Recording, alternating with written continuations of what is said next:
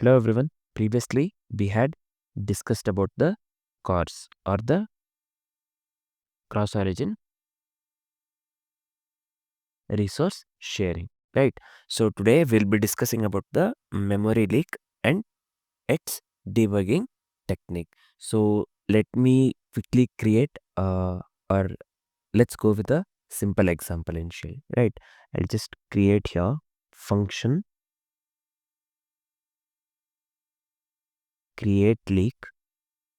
So I'll just give here let leak equals. Let me assign this to the empty array. Let's make use of the set interval.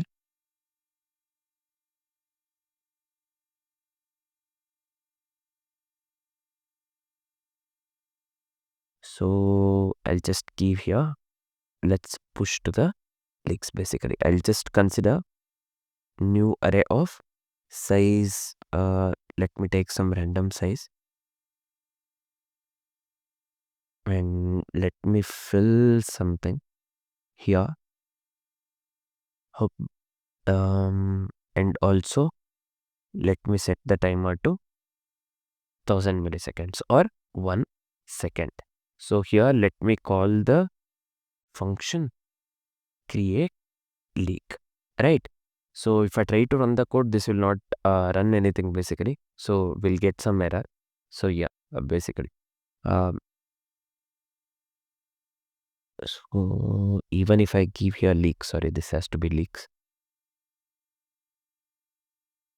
Let's wait for some time. So it's giving timeout something, right?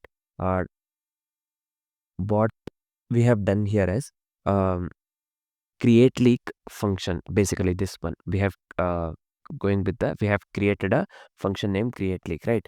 So create leak function creates a memory leak by continuously pushing the large arrays into the leaks. Again I'm telling, create leaks function creates a memory leak by continuously pushing the large arrays into the leaks basically. How can we avoid this one?